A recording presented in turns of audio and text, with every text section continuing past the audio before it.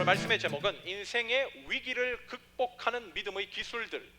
인생의 위기, 참 우리가 많은 위기를 겪고 있는데 신앙인들은 어떻게 그 위기를 극복해야 되나, 어떤 믿음의 기술들을 가지고 그 위기를 극복하고 하나님께서 원하시는 그 믿음의 경주를 완주할 수 있을지 오늘 말씀을 통해서 여러분과 함께 묵상하는 시간 갖도록 하겠습니다. 엘레바마 주라는 곳이 있죠, 미국에. 거기 커피 카운티라는 곳을 가면 뒤에서 보이는, 여러분들이 지금 보고 있는 이런 신기한 기념비 하나가 세워져 있습니다.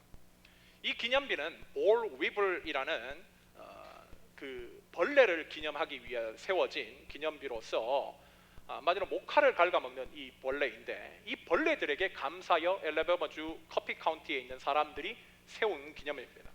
이 기념비에는 이런 글귀가 적혀 있어요. 번영의 전령관으로서, 헤럴드라고 그러죠, 전령관. 번영의 전령관으로서 자신들에게 새로운 정기를 만들어준 벌레 볼 위블에게 깊은 감사를 표현하기 위해 이 기념비를 세운다. 여러분, 지구상에 벌레에게 감사하여 인간이 세운 기념비가 여기 말고 또 어디 있을까요? 그렇다면 이 기념비가 왜 이곳에 세워지게 되었는가? 이 기념비가 세워진 배경은 이렇습니다. 지금은 땅콩 생산지로 유명한 엘라바마주는 원래는 목화 농사를 했던 곳이죠. 그런데 1915년에 갑작스럽게 등장한 볼 위블이라는 이 벌레들에 의해서 목화 농사가 흉작이 되기 시작했어요. 그로 인해 수많은 목화 농가가 풍비박산이 났고 수많은 사람들이 그로 인해서 가난에 허덕였습니다. 몇 년 동안 이런 일이 반복되자 대부분의 사람들은 낙담했지만 그 중에 몇몇의 크리스천들은 절망하기보다 이 위기가 모든 것을 합력하여 선으로 귀결시켜 주시는 하나님께서 주시는 축복의 기회임을 믿고 자신들의 농업 방식을 목화 농사에서 땅콩 농사로 전환하기 시작했어요. 그에 따라 주변 사람들도 목화밭을 갈아엎고 땅콩을 심기 시작했습니다. 그 결과 엘레바마주는 세계적으로 유명한 땅콩 생산지가 된 거예요.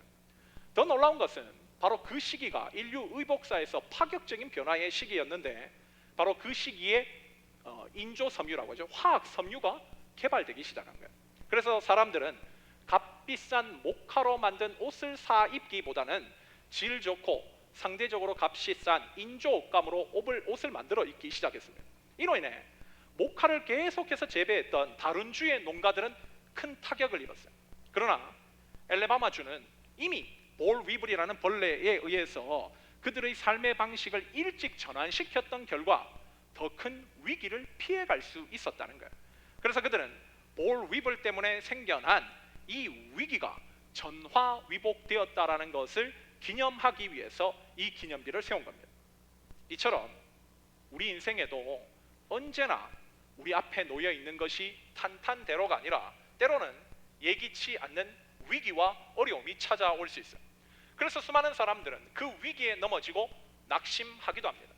그러나 우리 믿는 사람들은 낙심할 필요가 없어요. 우리가 믿는 하나님은 모든 것을 합력하여 더 좋은 것으로 귀결시켜 주시는 사랑의 하나님이시기 때문입니다. 그러므로 우리 앞에 사망의 음침한 골짜기와 같은 어려움이 펼쳐진다 할지라도 우리 믿는 사람들은 세상 사람들처럼 그저 낙담하기보다는 우리에게 더 좋은 것을 주시려고 하시는 그 하나님을 믿는 믿음으로 말씀대로 순종하며 살아가야 돼요. 그때 우리의 삶엔 어둠이 걷히고 새 축복의 날이 희망차게 다가올 수 있다는 것을 우리가 깨닫게 되는 것이죠. 오늘 우리가 읽은 이 본문에는 구약 최고의 선지자라고 불리우는 엘리야에 대한 스토리가 시작되고 있습니다. 여러분들도 이미 아시다시피 엘리야라는 사람, 이 사람은 갈멜산에서 바알과 아세라 선지자 850명을 혼자 상대로 누가 믿는 하나님이 진짜 하나님인지 겨뤄보자고 해서 자신이 쌓은 제단 위에 불이 떨어지게 하여 그곳에 모인 모든 이방 선지자들을 몰살시킨 능력의 선지자입니다. 또한 아람 군대가 북이스라엘을 공격해 왔을 때에 그 북이스라엘이 지켜질 수 있도록 하나님의 불병거와 불말들로 인해서 보호받게 한 권능의 선지자죠. 무엇보다도 그는 성경에서 죽음을 보지 않고 하늘로 올라간 성령 충만한 선지자입니다. 그가 바로 오늘 본문에 등장하는 엘리야라는 사람이에요. 오늘 본문은 그 최고의 선지자 엘리야가 역사의 무대에 화려하게 등장하고 있는 모습을 기술하고 있어요. 사실 엘리야가 역사 전면에 등장할 때는 영적으로 그다지 좋은 때는 아니었습니다. 아이러니컬하게도 최고의 선지자 엘리야가 활동하던 북이스라엘은 아합이라고 하는 최악의 왕이 정권을 장악하고 있었을 때, 아합 왕은 자신의 아내 이사벨과 함께 하나님이 왕으로 계셔야 할 이스라엘에 온갖 세상의 잡신들을 끌어들여 이스라엘을 가장 더럽히고 있었던 끔찍한 때였습니다. 그런 시대에 엘리야는 활동하며 하나님의 메시지를 선포한 거예요. 그 선포는 오늘 본문 1절에서 보듯이 하나님의 말씀 없이는 비가 내리지 아니할 것이라고 하는 가뭄의 심판이었습니다. 당시 이스라엘 백성들은 아합과 이세벨에 의해 영적으로 오염되어 여호와 하나님을 향한 신앙을 버리고 바알을 숭배하고 있었습니다. 그들이 바알을 숭배하고 있었던 가장 근본적인 이유는 농경사회에서 가장 중요한 것은 비인데, 이스라엘 백성들은 그 비가 여호와 하나님이 아닌 전적으로 바알에 의해서 결정된다고 확신하고 있었어요. 그래서 여호와 하나님을 버리고 바알을 숭배하고 있었던 것입니다. 이런 상황이라면 우리가 믿는 하나님은 이스라엘 백성들에게 당연히 심판을 행하시고 아합 왕은 피를 토하고 죽고 이스라엘 백성들은 온갖 전염병에 시달리면서 고통을 당해야 하는데, 모순적이게도 오늘 말씀 이유를 보면 하나님의 선지자 엘리야가 고통을 당합니다. 그가 광야며 과부의 집이며 돌아다니며 고생을 하게 하시고 위기를 겪게 하세요. 사실 우리는 이런 것을 보면 잘 납득이 가지 않죠. 그러나 성경을 자세히 보면 하나님께서 한 사람을 들어 크게 사용하시고자 할 때는 언제나 이런 방법을 자주 사용하셨습니다. 여러분, 하나님은 절대 사람을 그냥 쓰시지 않습니다. 특별히 하나님께서 큰 인물로 택한 사람일수록 인생의 위기와 어려움들을 여러 차례 겪게 하시면서 그가 무르익을 수 있는 시간을 벌게 하세요. 그리고 그 무르익었을 때 하나님께서는 그를 들어 사용하시는 겁니다. 오늘 본문 속 엘리야도 그랬다는 거예요. 하나님께서는 그를 역사의 전면에 부르시고 난 뒤 그를 곧장 사용하시는 것이 아니라 세상과 단절된 그리 시냇가에서, 또한 사르밧 과부의 가난한 환경 가운데서 여러 위기와 어려움들을 겪게 하세요. 그 과정들을 통해서 하나님께서는 엘리야를 더 크게 사용하시고자 준비하시는 겁니다. 그러므로 우리도 젊기 때문에 우리의 남은 일생 동안 하나님 앞에 크게 사용받고 싶다라고 하는 소망함들이 있을 것인데, 그렇다면 하나님께서 이렇게 사람을 준비하시고 사용하신다고 하는 하나님의 교육 원리를 정확하게 이해할 필요가 있습니다. 만약 하나님께서는 우리의 신앙이 좀 더 성숙해지고 우리가 훈련받을 수 있는 믿음의 경지에 오른다면 하나님께서는 곧바로 우리도 이런 훈련의 장소로 이끌어 가실 겁니다. 그때 우리는 이 훈련을 잘 거쳐야 합니다. 그래야 하나님 앞에 크게 귀하게 사용받을 수 있다는 거예요. 그렇다면 우리 인생에 뜻하지 않는 위기와 어려움의 문제가 닥쳐올 때 어떤 태도로 나아가야 주님께 칭찬받고 하나님에 의해서 더 크게 사용받을 수 있는지, 오늘 본문에 나타난 엘리야의 삶을 중심으로 저와 여러분이 두 가지로 한번 묵상해 보고자 합니다. 첫째로, 하나님의 사람들은 인생의 위기를 끝까지 순종의 정신으로 통과하는 사람들이라는 거예요. 하나님의 사람들은 인생의 위기가 닥쳤을 때 그저 원망하고 불평하고 세상과 짝하기 위해서 세상으로 뛰쳐나가는 사람들이 아니라 끝까지 순종의 정신으로 그 자리를 버티고 통과하는 사람들이라는 거예요. 오늘 보면 2절과 9절 이하를 보면 하나님께서 왜 그토록 엘리야를 주목하시고 그를 크게 사용하셨는지 그 이유 한 가지를 발견하게 됩니다. 먼저 오늘 보면 2절을 보면 여호와의 말씀이 엘리야에게 임했다고 말씀해요. 그리고 이어지는 3절을 보면 하나님께서는 엘리야에게 너가 지금 있는 그 자리를 떠나 그리 시냇가로 가라고 말씀하셨어요. 그랬더니 오늘 보면 5절을 보면 엘리야는 그 즉각 순종하여 그곳으로 떠납니다. 또 8절을 보면 하나님의 말씀이 엘리야에게 다시 임했어요. 그래서 시돈에 속한 사르밧 과부의 집으로 가라고 말씀하십니다. 그랬더니 10절 상반절을 보면 엘리야가 곧장 일어나 사르밧 과부의 집을 향해 떠났다고 말씀해요. 여러분, 뭐가 느껴지십니까? 지금 엘리야의 삶을 보면 마치 하나님의 말씀을 컨트롤 C하고 컨트롤 V 하는 모습이에요. 이것이 바로 하나님께서 엘리야를 주목하시고 그를 그토록 크게 사용하셨던 이유였습니다. 엘리야는 하나님의 말씀이 자신에게 임하면 그 어떤 대꾸나 그 어떤 질문도 하지 않고 곧바로 순종하는 사람이었다는 거예요. 이런 엘리야의 삶을 보면 우리의 삶과는 참 많이 다르지 않습니까? 여러분, 우리에게 문제가 뭡니까? 하나님의 말씀이 여러분 귀에 안 들리기 때문입니까? 아니면 하나님의 말씀이 무엇인지 정확하게 모르기 때문입니까? 여러분, 지금 이 시대는 인류 역사 가운데 하나님의 말씀이 가장 홍수처럼 쏟아져 나오는 시대입니다. 뭐 유튜브나 팟캐스트를 통해서 성도가 시간과 장소의 구애 없이 원한다면 하나님의 말씀을 얼마든지 들을 수 있는 시대. 그런데도 우리의 삶은 그 어떤 시대보다 문제가 많습니다. 왜 그럴까요? 그것은 하나님의 말씀을 우리가 못 듣기 때문이 아니라 하나님의 말씀을 우리의 두 귀에 들었음에도 불구하고 그 말씀대로 하나님의 말씀을 컨트롤 위하지 않기 때문이라는 거예요. 그러나 오늘 본문 속 엘리야는 달랐다는 거예요. 엘리야는 하나님의 말씀이 임하면 그것이 자신의 논리로 이해가 되든 안 되든 곧장 순종하는 사람이었어요. 그래서 하나님께서 그를 주목하시고 그를 크게 사용하셨던 겁니다. 그런데 오늘 우리가 이 본문 속에서 주목하고자 하는 것은 바로 오늘 본문 7절의 내용이에요. 여러분과 제가 오늘 본문 7절 한 목소리로 한번 읽어보도록 하겠습니다. 본문 7절입니다. 함께 읽습니다. 시작. 땅에 비가 내리지 아니하므로 얼마 후에 그 시내가 마르니라. 엘리야는 분명 하나님의 명령대로 지금 악한 왕 아합에게 하나님의 메시지를 선포했습니다. 그리고 엘리야는 지금 하나님의 말씀에 순종하여 북이스라엘을 떠나 요단 앞 그리 시내가로 자신의 장소를 옮겼어요. 그런데 가뭄이 계속되면서 하나님의 명령에 의해서 오게 된 이곳 그리 시내가의 물이 점점 말라가기 시작합니다. 그리고 급기야 그 시냇물이 완전히 말라버렸어요. 여러분, 물이 다 말랐다는 것은 더 이상 그곳에서 생존이 불가능함을 의미합니다. 그렇다면 우리는 여기서 질문이 제기되죠. 여러분, 지금 엘리야가 머물고 있는 곳이 뭡니까? 바로 하나님의 명령에 순종하여 온 곳이에요. 하나님의 말씀에 순종하여 왔다면 적어도 부패가 펼쳐져야 되는 거 아닌가요? 하나님의 말씀에 순종하여 왔다면 적어도 먹을 것, 마실 것에 대한 걱정이 없어야 되는 곳이지 않습니까? 그런데 엘리야가 하나님의 말씀에 순종하여 왔더니 자신의 생존을 걱정해야 되는 지경에 내몰리게 됐다는 거예요. 여러분, 이게 의미하는 바가 뭘까요? 결론부터 말하자면 하나님의 말씀에 순종하는 삶이 무조건 세상적으로 편하고 무조건 세상적으로 잘 되는 삶이 아니라는 거예요. 지금까지 많은 교회가 성도들이 하나님의 말씀에 순종하기만 하면 무조건 세상적인 복을 받는다고 가르쳐 왔습니다. 그러나 성경은 성도가 하나님의 말씀에 순종할 때에 극심한 어려움도 겪을 수 있다고 말씀해요. 대부분 성도들은 이것을 잘 안 받아들이려고 하죠. 그래서 그들은 은연중에 하나님께서 자신을 예수 안 믿는 사람보다 세상적으로 더 잘되게 해 주실 것이라고 하는 기대를 가지고 신앙생활합니다. 그러나 하나님의 포커스는 거기 있지 않아요. 그렇기 때문에 그들의 기대는 현실 가운데 잘 이루어지지 않습니다. 그래서 이제 그런 사람들, 그런 기대를 가지고 신앙생활하는 사람들은 신앙생활에 업앤다운이 많아요. 특별히 어느 날 나보다 신앙생활을 열심히 안 하고 세상과 버타고 살아가는 사람이 세상에서 나보다 더 잘 나가고 세상에서 너보다 더 잘 되고 좋은 집 살고 좋은 차 타고 있는 것을 보면 그런 사람들은 곧장 시험에 빠져요.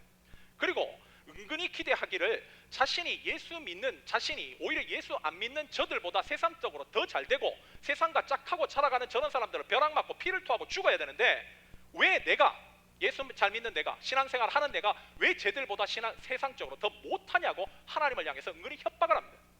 물론 하나님은 당신을 섬기며 살아가는 자들, 즉 당신의 말씀에 순종하는 자들에게 축복을 해주신다고 약속하셨어요. 그러나 하나님은 단 한 번도 예수 그리스도를 믿는 사람이 예수 안 믿는 사람보다 세상에서 더 부자 되거나 세상적으로 더 잘 될 것이라고 약속한 구절 한 군데도 없습니다.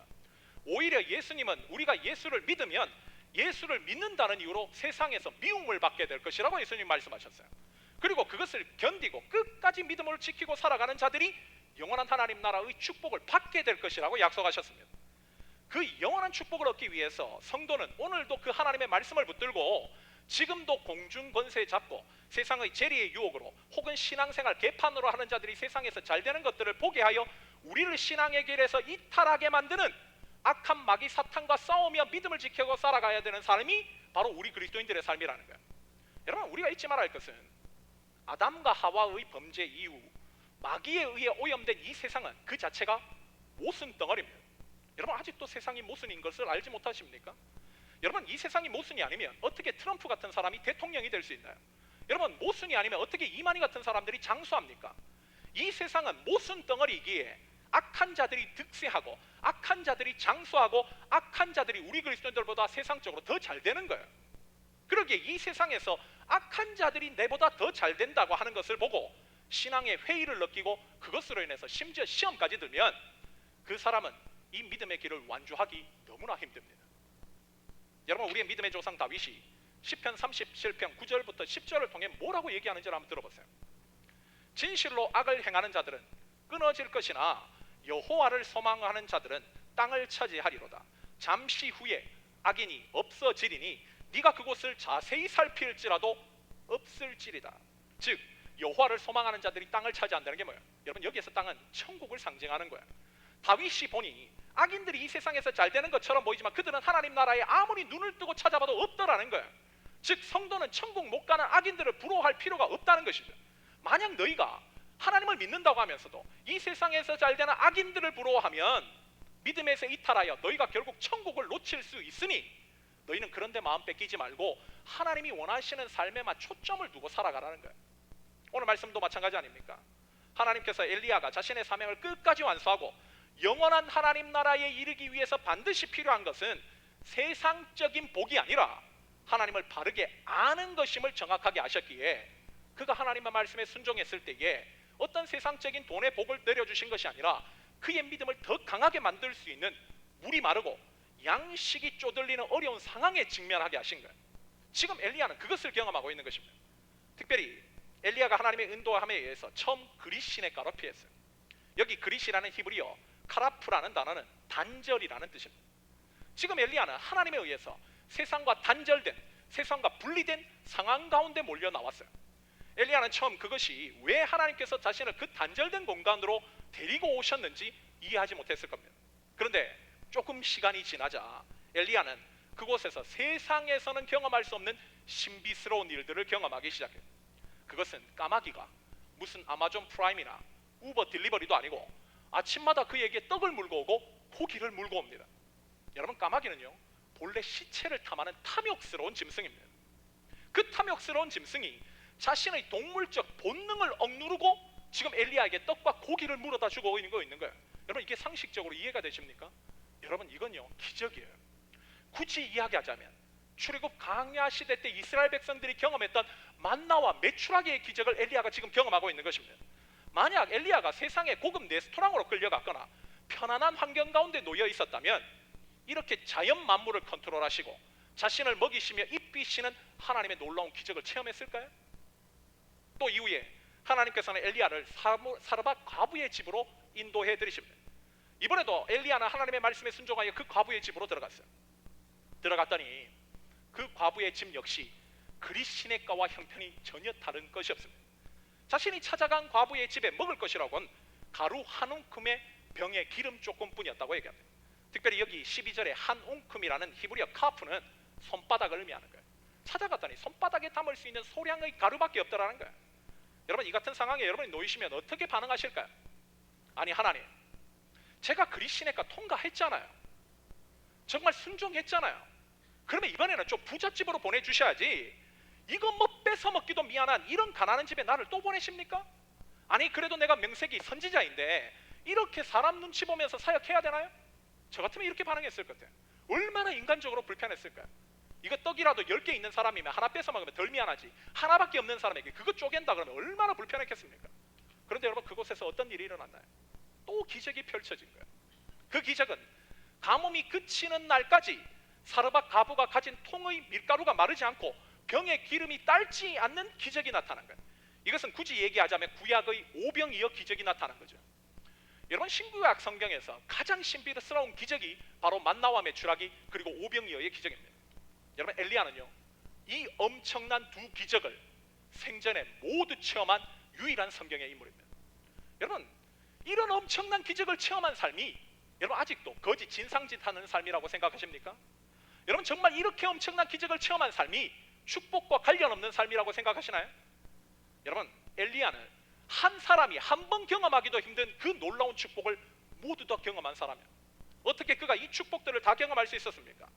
그것은 자신의 인생에 뜻하지 않게 찾아온 어려움, 고난이 찾아와도 인간의 생사 화복을 주관하시는 하나님을 믿는 믿음대로 끝까지 순종하며 나갔기 때문에요.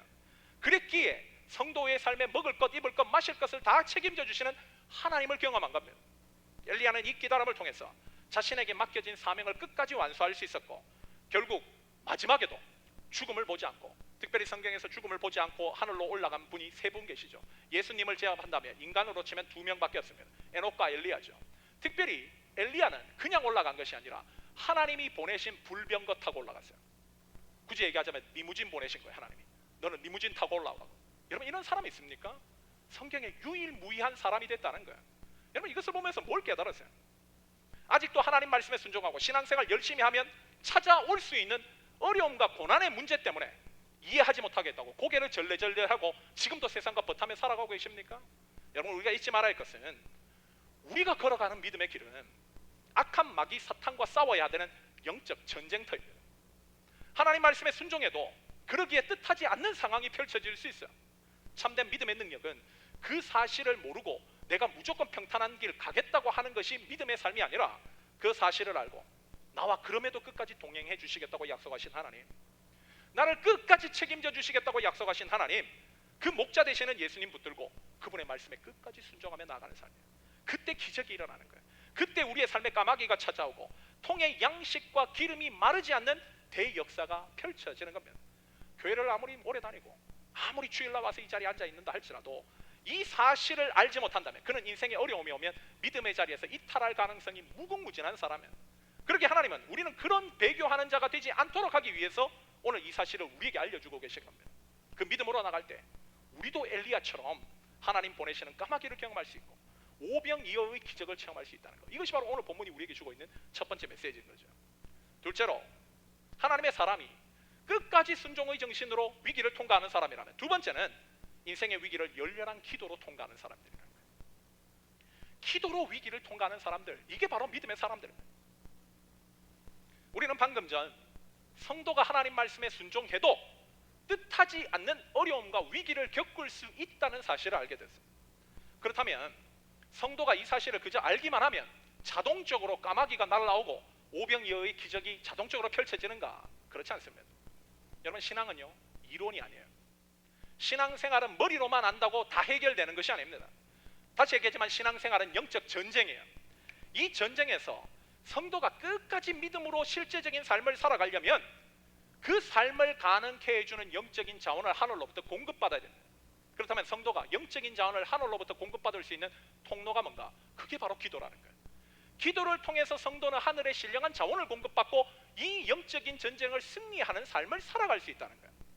이어지는 17절을 보면 엘리야가 하나님의 명령에 따라 사르밧 과부의 집에 기거할 때 과부에게 하나밖에 없는 아들이 급사하는 일이 발생합니다. 분명 그 전까지는 하나님께서 먹이시고 입히시는 만나와 메추라기 오병이어의 기적이 펼쳐졌어요.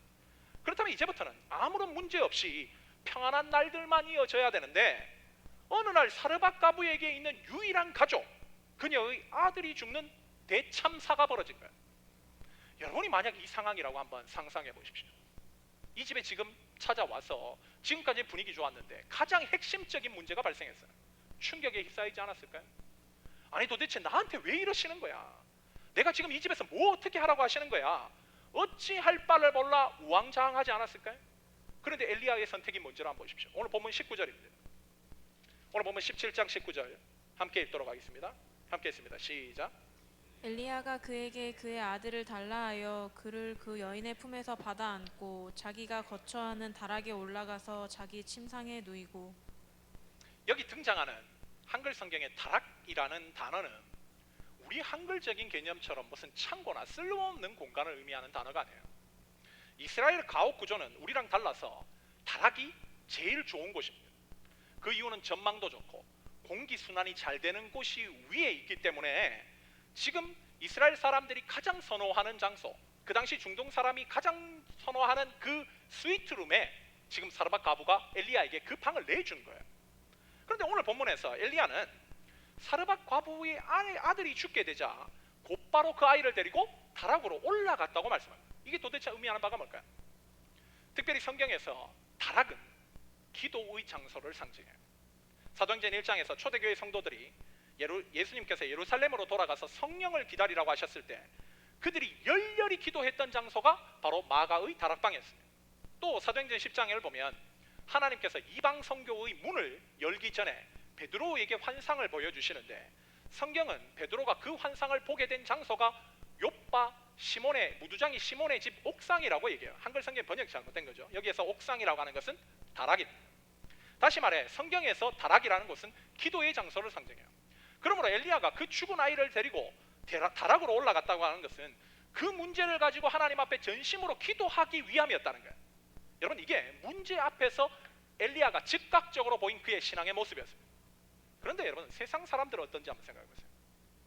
그들은 자신의 삶에 위기가 닥치면 하나님을 찾는 것이 아니라 세상적인 방법과 도움을 줄 수 있는 사람 찾아다닙니다. 그리고 거기에서도 답이 없으면 좌절하고 절망하고 심지어 자살까지 해요. 오늘 본문의 사르밧 과부가 그런 모습을 보입니다. 엘리야는 이 급박한 문제 앞에서 하나님 앞에 곧장 기도하기 위해서 나아가는데, 정작 이 문제의 당사자인 사르밧 과부는 어떻게 하는지 하나 보세요. 오늘 본문 18절 얘기합니다. 18절 한 번 더 읽도록 하겠습니다. 함께 읽습니다. 시작. 여인이 엘리야에게 이르되 하나님의 사람이여 당신이 나와 더불어 무슨 상관이 있기로 내 죄를 생각나게 하고 또 내 아들을 죽게 하려고 내게 오셨나이까. 이 여인은요, 분명 흉년 가운데 아들과 함께 죽었어야 하는 여인이에요. 분명 엘리야가 오기 전까지 밀가루 한 웅큼 가지고 밥 한 끼 해먹고 끝나는 여인입니다. 근데 하나님이 살려주신 거예요. 하나님께서 엘리야를 보내주셔서 그의 가족, 즉 남아있는 유일한 아들과 함께 지금까지 살게 해주셨습니다. 근데 지금 이 여인의 고백을 다시 한번 주목해 보세요. 여러분, 이 여인이 지금 그때 하나님의 도우심을 기억합니까? 감사하는 마음이 있어요? 자신에게 지금 더 큰 어려움 닥쳤다고 하나님 사람 엘리야에게 욕을 해야 됩니다. 여러분, 이게요, 미성숙한 신앙인들의 특징이에요. 잘 되면 하나님 앞에 감사하고, 조금만 지 원하는 대로 안 되면 하나님 앞에 욕을 해야 되는. 충격적인 건요, 목사들한테도 이런 사람들이 있어요. 예전 교회에서 후원하는 크리스천 신문사가 있었습니다. 매해마다 보통 그 후원하는 것들을 교회에서, 재정부에서 리뉴얼을 결정을 하죠. 그런 걸 아니까 이 크리스천 신문사의 사장님이 매 연말마다 교회에 전화를 돌려요. 그리고 자신의 그 신문사의 후원을 끊지 말라고 얘기합니다. 혹 어떤 교회가 이번에는 좀 교회 상황이 어려워서 후원을 끊겠다고 하면요, 완전 진상짓을 해요. 교회가 그럴 수 있냐고, 심지어 욕까지 합니다. 이 남가주 지역에서 자신들을 그렇게 대하면 완전 매장시켜버리겠다고 협박까지 해요. 여러분, 신앙인의 품격과 그의 믿음의 진위는요, 언제 나타나는가? 인생이 어려울 때 나타나요. 위기 때 드러나는 법입니다. 여러분, 이 지금 신문사는 세상 신문사가 아니잖아요. 기독 신문사라고요. 그 신문사가 어려우면 이분도 사람 찾아다니고 교회한테 돈 내놔라 뭐 내놔라 협박할 것이 아니라 기도하면 되잖아요. 엘리야처럼 하나님 앞에 나가서 이 부분을 놓고 하나님 앞에 아뢰면 되잖아요. 그런데 자신이 어려울 때 하나님 앞에 기도하려고 하지 않고 교회마다 전화 돌려서 협박하고 돈 뜯어내려고 하는 거예요. 여러분, 이게 믿음입니까? 여러분, 근데요, 그리스도인들 가운데 이런 사람들이 너무 많아요. 여러분, 그리스도인들이 이렇게 사는 사람들이 아니에요. 우리가 우리의 삶 속에 이해하지 못할 일이 벌어졌을 때 인간적인 방법으로 그걸 해결하려고 하면 절대 풀리지 않습니다. 보통 사람들이 인생에 어려운 일이 닥치죠. 그러면요, 자신의 논리를 동원하여 이해하려고 해요. 그리고 그걸 풀려고 합니다. 근데 한번 보세요. 여러분, 인생사에 논리로 이해되고 해결되는 일들만 가득합니까? 여러분, 논리로 다 이해돼요? 여러분 가운데 지금 일어나고 있는 일들이? 여러분, 오히려 모순이 가득해요. 그러므로 신앙인들은 논리가 아니라 왜 하나님께서 그 상황을 주셨는지 기도로 이해하려고 해야 된다는 거예요. 그렇다면 하나님께서는 왜 이 과부에게 아들을 잃어버리게 되는 충격적인 경험을 하게 하셨을까? 오늘 본문을 보면 최소한 두 가지 이유가 있다고 추측됩니다. 첫 번째 이유는 하나님께서는 이 과부에게 인생에서 참으로 중요한 것이 무엇인지를 깨닫게 하기를 원하셨어요. 이 과부는 분명 처음에 한 웅큼의 밀가루밖에 없었던 여인입니다. 그런데 엘리야의 방문으로 그녀는 매일매일 항아리가 채워지는, 그리고 기름의 병에 기름이 마르지 않는 놀라운 기적을 체험했어요. 한마디로 하나님에 의해서 그 엄청난 기근 중에서도 충분히 살 수 있는 풍요의 복을 얻은 거예요. 보통 이런 일이 일어나면요, 사람들 마음속에 나태함이 찾아옵니다. 하나님을 그렇게 크게 생각하지도 않아요. 하나님이 말씀하시는 거 그렇게 크게 귀담아 듣지는 않습니다. 지가 알아서 해결할 수 있다고 생각해요. 바로 그때 하나님께서 그녀에게 있는 유일한 아들을 데리고 가신 거예요. 그 순간 여러분, 이 여인의 마음속에 깨달아지는 게 뭘까요? 내가 먹고 사는 문제만 해결되면 다 해결될 줄 알았는데 지금 아들이 사라진 거예요. 여러분, 그 아들이 사라졌는데 지금 통에 있는 밀가루가 무슨 의미가 있고 병에 있는 기름이 무슨 소용이 있습니까? 아무것도 소용없는 거예요. 아무것도 가치 없는 거예요. 이 순간 뭐가 돈이 중요하겠습니까? 이 순간 먹는 게 중요하겠습니까? 하나님은요, 오늘도 우리에게 이런 방식으로 가장 소중한 것이 무엇인지 깨닫지 못하는 자들에게 충분히 그런 역사를 베푸실 수 있어요. 오늘도 우리의 삶도 마찬가지입니다. 우리도 이 광야 같은 세상에 태어나서 지금 나름대로 꿈이 있어요. 그 꿈은 하나님 앞에 열심으로 사는 것이 아니라 각자의 오아시스를 짓는 겁니다. 그 오아시스를 만들어 놓고 거기에 많은 먹을거리, 많은 마실거리, 돈 쌓아놓으면 모든 것이 해결된다고 생각합니다. 그러니까 하나님은 그거 아니라고 하시는데도 하나님 말씀 안 들어요. 그저 돈 벌기 위해, 그거 채우기 위해 혈안이 되어서 살아갑니다. 그러면서 생명을 잃어가요. 이때 하나님께서 사용하실 수 있는 방법이 뭘까요? 계속해서 안 들으면 돈이 다가 아니라는 것을 깨닫게 하기 위해서 치시는 거예요. 돈으로 해결할 수 없는 어려움과 고난의 문제를 허락하시는 거예요. 그때 신앙인들은 다시 눈을 뜹니다. 무엇이 중요한지를 보게 되는 거예요. 그것을 알려주시기 위해서 지금 하나님께서는 이 사르밧 과부에게 그 고통을 허락하시는 거예요. 또 한 가지, 하나님께서는 이 사건을 통해서 이 여인에게 한 가지 더 깨닫게 하기를 원하시는 것이 있어요. 그게 뭔가? 바로 그녀의 실체입니다. 오늘 보면 아까 읽었던 18절을 다시 보면 이 여인이 지금 자신의 아들이 죽임당하는, 어떻게 보면 생명을 잃게 되는 아픔을 경험했어요. 그때 이 여인이 보였던 태도가 뭡니까? 아까 얘기했지만 한 사람의 신앙인이 자신의 신앙을 드러낼 수 있는 것은 위기가 와봐야 돼요. 어려움이 와봐야 돼요. 이 어려움이 찾아왔을 때 그녀가 지금 보이고 있는 반응이 뭐죠? 하나님을 향해서 원망과 반욕설을 퍼붓는 거예요. 언제 하나님이 도와주셨을 때는, 감사하다고 할 때는 언제고, 지금 이런 모습을 보인다면 얼마나 그녀의 마음과 신앙이 변덕스럽다는 거예요.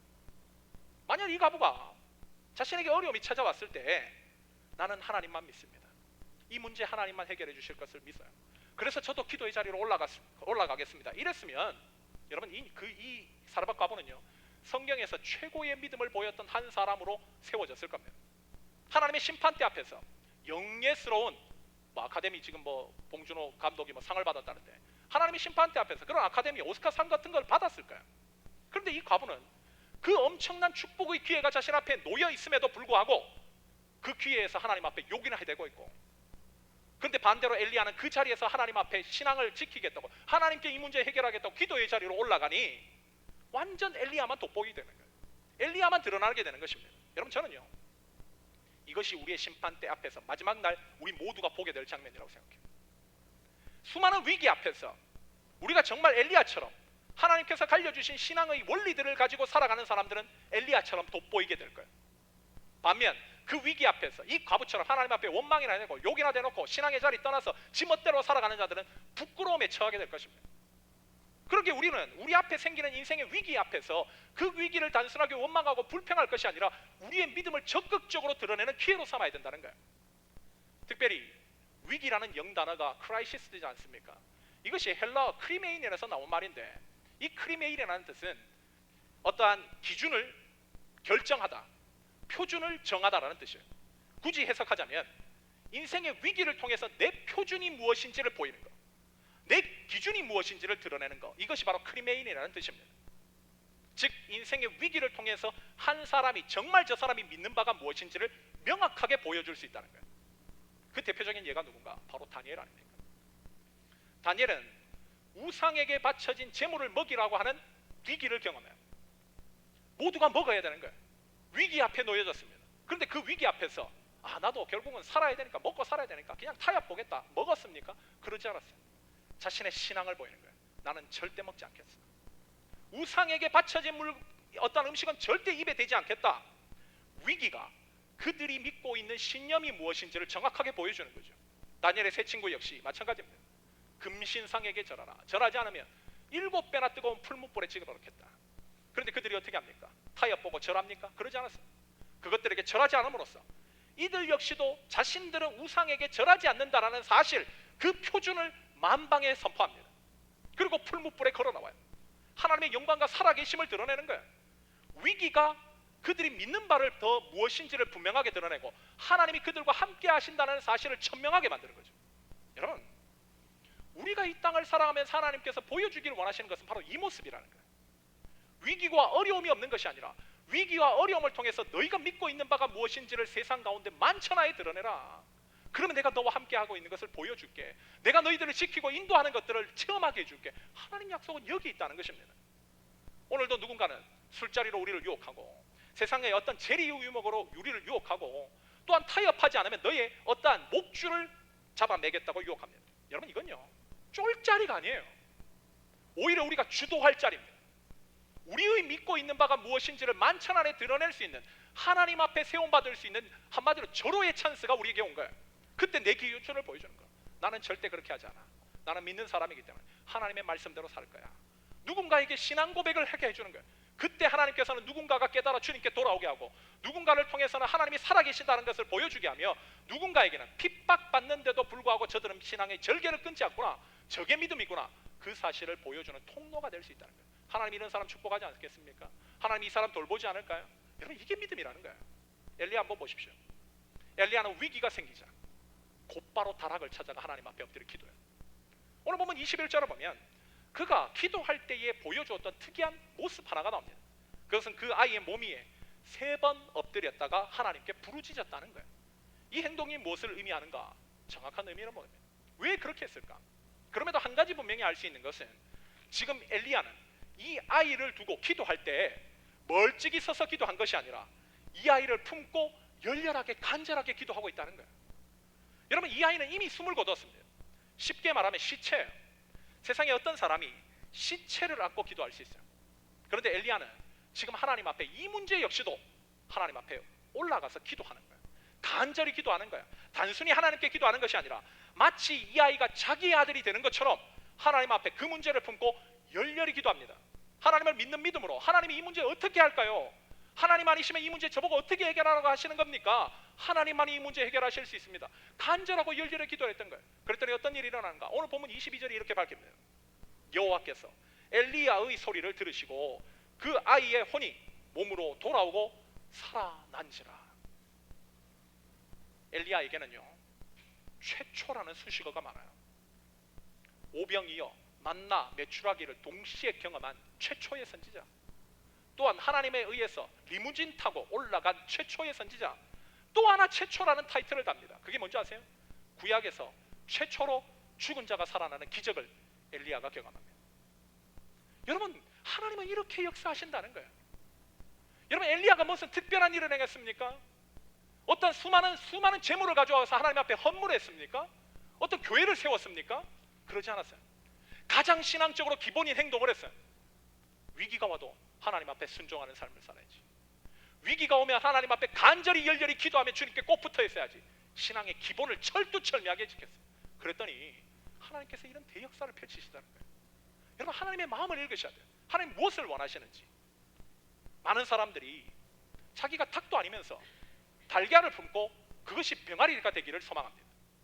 마치 염려를 품고 자기가 해결할 수 있는 신이 되는 양, 그 염려를 품고 그걸 묵상해요. 그러나 여러분, 베드로 사도가 뭐라고 얘기하는지 한번 들어보시죠. 베드로전서 5장 7절을 보면 베드로는 우리에게 이렇게 얘기합니다. 너희 염려를 다 주께 맡겨라. 이는 그가 너희를 돌보십니다. 염려는 우리가 품고 있는 것이 아니라는 거예요.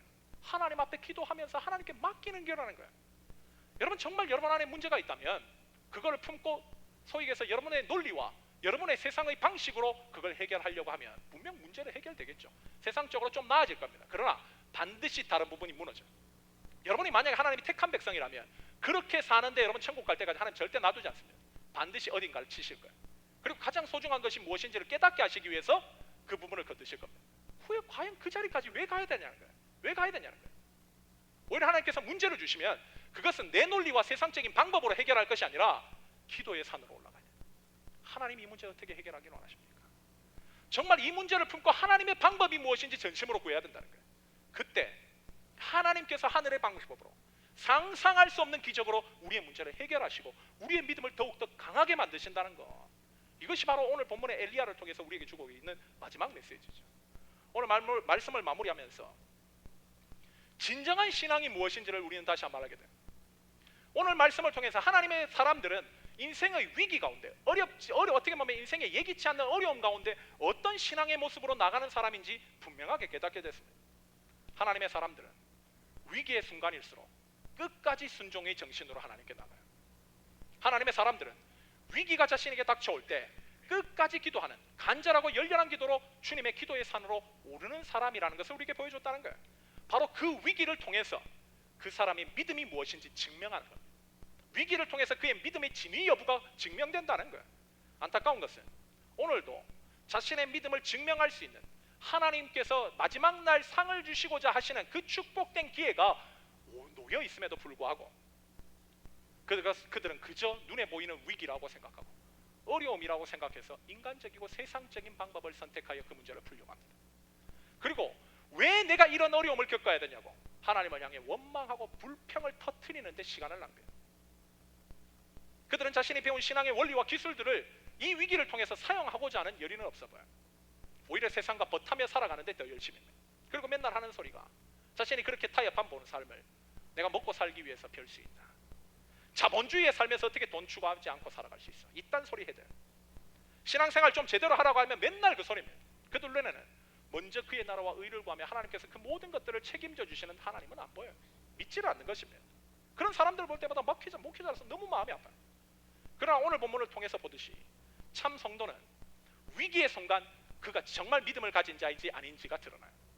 참 성도는 위기의 순간에 자신의 믿음을 더욱더 분명히 하고 자신이 배운 말씀대로 믿음의 기술들을 적극적으로 사용합니다. 더 순종하려고 하고 더 기도하려고 하고 엘리야가 바로 그런 사람이었다는 거예요. 그랬기에 그가 하나님으로부터 엄청난 축복을 받았을 뿐만 아니라 여러분 삼관왕이죠. 삼관왕. 최초라는 타이틀을 3개나 달게 되는 그 어두운 시기에 하나님께서 복 주시는 빛된 사람이 어떤 사람인지를 만방에 드러내는 하나님의 도구로 귀하게 사용받았다는 겁니다. 오늘 우리에게 이 말씀이 주어졌습니다. 하나님께서 우리에게 이 말씀을 주신 것은 너희도 이 어두운 시대에 엘리야처럼 주의 빛을 강력하게 전하는 하나님의 백성이 되기를 원하시는 하나님의 강력한 당부가 담겨있는 말씀이라고 저는 확신해요. 오늘 참석한 모든 새로운 교회 교우들이 여러분 앞에 위기가 놓여져 있다 할지라도 하나님을 향해서 불평하고 원망하는 데 시간 낭비하는 삶이 아니라 그 위기야말로 하나님이 나를 주목하시고 나를 사용하시고자 원하시는 축복의 기회가 나에게 주어졌다는 것을 믿고 오늘 배운 믿음의 기술들을 100%, 200% 선용하시는 삶을 사셔서 마지막 날 주님께 크게 칭찬받고 주님으로부터 큰 영광과 복을 얻게 되는 주님의 강력한 귀한 종들 되시기를 예수님의 이름으로 간절히 축원합니다. 우리 다 같이 한번 기도하도록 합시다.